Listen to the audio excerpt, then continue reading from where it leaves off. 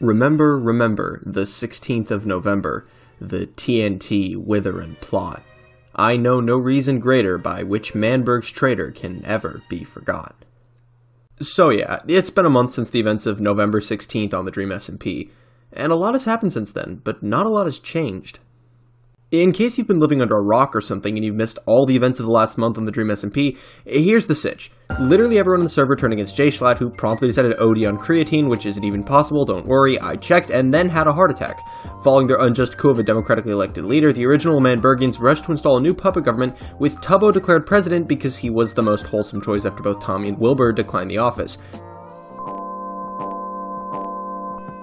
Wilbur then slipped away and revealed himself as the traitor, igniting the TNT and dying permanently. Philza joined the server to complete and utter chaos, and Technoblade summoned two Withers to finish the job that the now permanently deceased Wilbur had started. So basically, it was exactly what everyone wanted all along. Very safe, very formulaic, and entirely predictable considering that I saw this coming months ago. Sure, I got the date of events wrong, and my original prediction video was made weeks before the whole Add Philza campaign started, which is why my prediction said that Tommy would be the one to permanently kill Wilbur instead of Philza, but the point still stands. I predicted that Wilbur and Jschlatt would both leave after the completion of this arc, that Will would focus on personal projects after his departure and mostly just come back for cameos, and that Tommy would be offered the role of presidency in his absence. And sure, I wasn't 100% right with all the specifics, but in general, I'd say I did pretty damn good, because even if I wasn't right, I'm never wrong. And if that's not a compelling enough reason to subscribe to the channel right now, I don't know what is. Subscribe to Frostbite Freeman, I can literally predict the future, and in it I see you smashing that subscribe button into oblivion. Anyways, despite the fact that so much has apparently changed on the Dream SMP, in truth, everything is right back where it started. Dream and his Chaos crew reign supreme, and Tommy Innit is the underdog once more, forced into an unjust exile in Logstead, and even being coerced into an alliance with the man he hates most, his own brother, Technoblade. Which isn't really a surprise, in some way, shape, or form. In every war he's ever been in, Tommy always loses something or someone in some way, shape, or form. So that begs the obvious, titular question. Why does Tommy Innit always lose? Well, to answer that, we need to ask ourselves what Tommy's actually doing in the first place. He has absolutely no strategy, no tact, no political savvy. He kicks down doors and takes what isn't his with no regard to anyone but himself and the few friends he can still call upon in times of need. He's loud and abrasive and brash and reckless, so it's easy to see why someone like that would have a hard time winning wars. But what if he was doing it on purpose? What if all of it, the stealing, the yelling, the screaming, even the losing, what if it was all intentional? It is. It's 100% intentional. Tommy Innit is and always has been throwing for content. And to be honest, if this theory of mine really is true, it's an absolutely brilliant strategy for content creation. Well done, big man. I tip my hat to you. With plays as astronomically big brain as these, you deserve to put incredibly influential gamer in your Twitter bio. Tommy's secret plan to consistently and near constantly lose is secretly genius. So now, let's delve into why. Let's think back to the dawn of the character that we now call Modern Tommy. Think back to SMP Earth, when Tommy challenged Technoblade and Philza, widely regarded as two of the premier forces of that server. What's changed between now and then? Well, in short, nothing. Tommy's still brazen and brashly defiant of authority, but back then, Techno and Phil were the authority. Tommy only had a fraction of their views, so when he was opposing them, he was a bona fide out-and-out underdog. Now, he can go toe-to-toe with even Dream himself in the metric of viewers and subs on the Dream SMP, yet despite that, he hasn't evolved as a character a bit.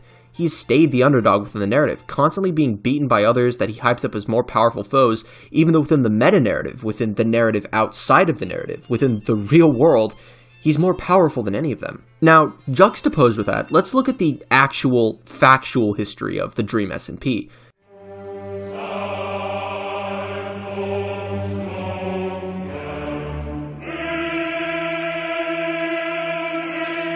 Wilbur and Tommy try to unjustly secede from the server itself and create a server within a server to engage in criminal activity outside of Dream's regulations, making a mockery of the law. Dream, understandably upset, tries to end their fledgling organization of domestic terrorism, but through a shaky bargain and a couple of tactically traded music discs, they hold on to their power. Now that they're technically independent, Tommy and Wilbur codified their exclusionary immigration practices into the very laws of their nation, preventing Americans from even entering L'Manberg to stay. Then, Tommy and Wilbur attempt to rig the presidential election for control of their new terrorist nation-state in their favor, but they fail, and a perfectly legal coalition government assumes office. Once in power, Jay Schlatt gives the two tyrannical would-be dictators a taste of their own medicine by exiling them, but despite that, he still undoes their entire unjust and prejudiced system. He doesn't ban all non-Americans just like how Tommy banned all non-Europeans, he just bans the two non-Americans who perpetuated such injustices in the first place. Realizing that they're the ones on the wrong side of history, Wilbur's sanity slowly unravels while Tommy forges an alliance with a well-known anarchist to remove Schlatt. And once he's driven Schlatt to the point of substance abuse and subsequent stroke, he immediately betrays his anarchist brother and installs Tubbo as leader and proxy for his wishes so that their old regime can hang on to power. But Technoblade turns on the one who turned on him, realizing that the system being perpetuated is flawed, and burns it all down. Now, obviously, the situation has matured a tremendous amount since the events of November 16th. Obviously, Dream can no longer even be remotely construed as a positive force on his own server, which is the definition of irony. But to the outside observer, considering the entire history of the Dream SMP, it certainly doesn't look like TommyInnit is the underdog, and it doesn't even look like he's the good guy either. Even his mentor figure, Wilbur, and older brother, realized that what they were doing was wrong, and that realization drove him insane and drove him to commit even further wrongs. But Tommy has somehow remained blissfully unaware. How? Well, he has to be. He's intentionally ignoring the truth of his actions so he can keep perpetuating the narrative that he's the little guy, the underdog, the down-and-out and out-of-luck kid, because he's just a kid. That's his brand. Tommy's brand is that he's just a kid, surrounded by people more important and stronger and more influential than him. And that might have been true back then, but it certainly isn't now. It's all a lie. And it's a lie he knowingly tells himself and his audience to keep his brand alive. Tommy always loses because he wants to, he needs to. He has to throw for content so he can stay the false prophet, the underdog that isn't down and out. Ironically, even though Technoblade told Tommy that he wanted to destroy L'Manberg to stop the perpetuation of an unjust system, by destroying it way back then, he unknowingly, or perhaps knowingly, perpetuated an even more unjust system. By destroying Manberg, he's once again made TommyInnit the underdog, and perpetuated the system by which Tommy has taken control of Minecraft, YouTube, Twitch, and the Dream SMP's narrative. And even though Techno and Tommy are now loosely allied against Dream and his team once more, this point still stands. In fact, I'd go so far as to say that Techno's shift in alliances only proves this empirically. Tommy's friends and foes constantly rotate. Techno himself has gone from ally to enemy more times than I can count on my fingers, and I can count pretty high.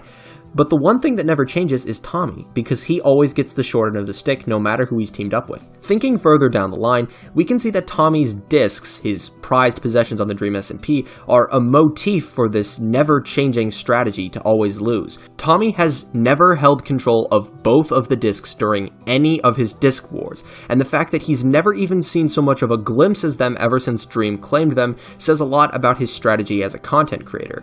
He loses. So long as Tommy loses, he wins.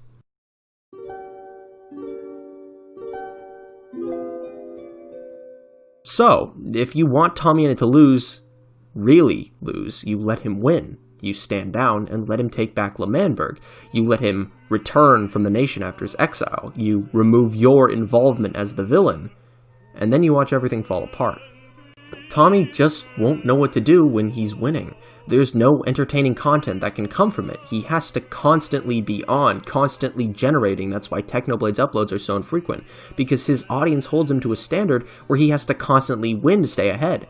But Tommy? His audience expects the inverse. They expect him to lose, and that's infinitely easier to do. All they ask of him are momentary glimpses of victory that are snatched away seconds later. That's what they want, even if they don't know it. They want his victories to be few and far between, so that when they do happen, like the singular Sleepy Boys victory in MCC, they feel that much more meaningful. Tommy has to stay next up forever. That's the deal. People want to see in him a kid like them.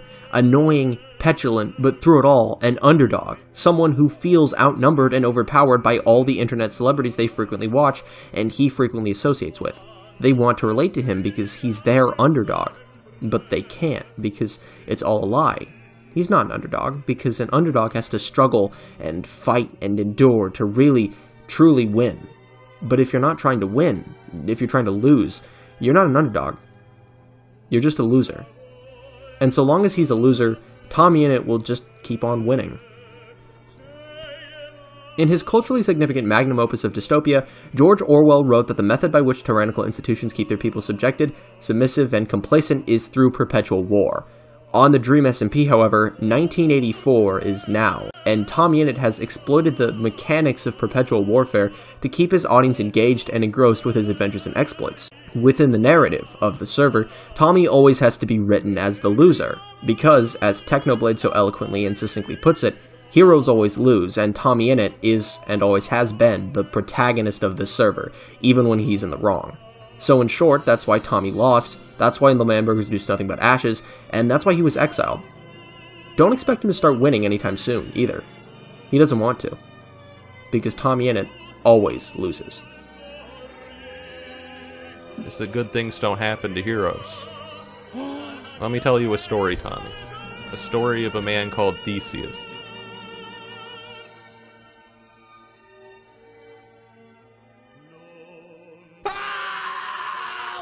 Welcome home, Theseus!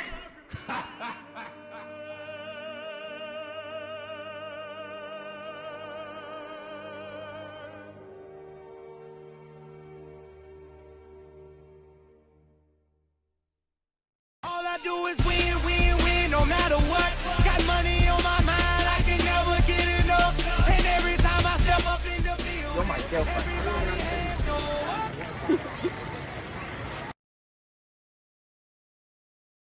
What is up, guys? It is I, Frostbite Freeman, and I wanted to thank you for watching yet another video speculating about the Dream SMP. Just like the last one from ages ago, it's more concerned with the meta-narrative and its implications on the characters in the roleplay storyline.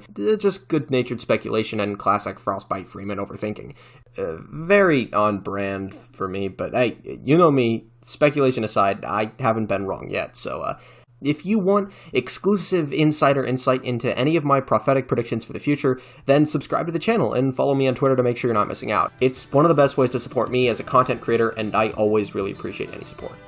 But anyways, I digress. That's going to do it for this one. I'm Frostbite Freeman, and until next time, stay frosty.